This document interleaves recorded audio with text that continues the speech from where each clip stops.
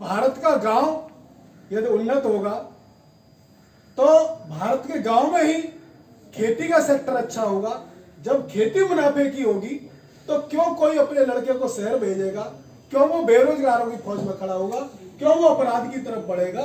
और जब इस पद्धति से लोग खेती करने लगेंगे तो गाय बचेगी, सारी चीजें एक साथ, तो सारी समस्याओं के समाधान के रूप में उस समय प्राकृतिक खेती मुझे नजर आई। और जब विषय को सुना तो लगा कि अब इसी काम के लिए मुझे पूरा जीवन लगाना चाहिए।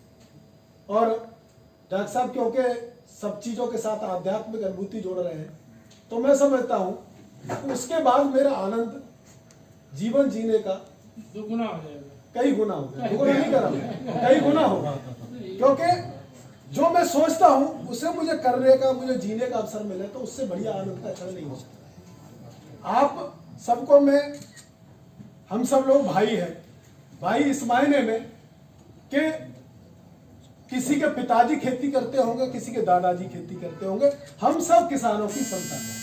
क्यों, मैं मेरी बातों को सहमत तो नहीं है? किसी की पिछली पीढ़ी में खेती हो रही होगी, किसी से उससे पहली पीढ़ी में खेती हुई होगी, लेकिन किसान की संतान है हम सब।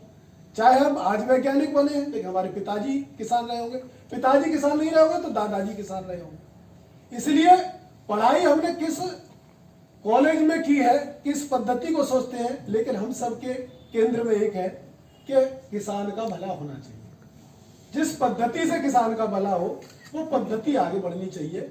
यह जब हमारे ध्यान में रहेगा तो फिर ये जो बीच के आग्रह पूर्वाग्रह हैं, जब हिमांशु जी मिलेंगे आपसे तो आपको लगेगा कि हमारा बिछड़ा भाई मिल गया, तब सबको एक एहसास ये जगेगा।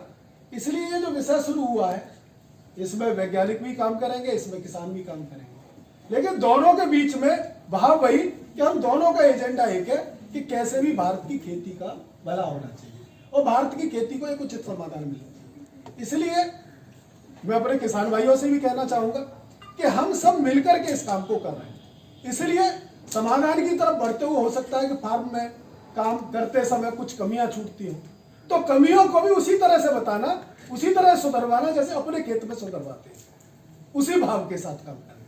क्योंकि हम सबको मिलकर के हमारे जीवन का हमें अवसर मिला है कि एक ऐसा महत्वपूर्ण काम, आपके रिजल्ट्स अच्छे होंगे तो उत्तर प्रदेश की खेती को एक नई दिशा मिलेगी और फिर यह पद्धति हर किसान तक पहुंचेगी, सारी समस्याओं का समाधान होगा। इसलिए पहला निवेदन, ये जो भाईचारा आज कायम हुआ है, ये भाईचारा हमेशा बना है और आगे हम लोग इस भाईचारे के माध्यम से काफी कुछ आगे करें।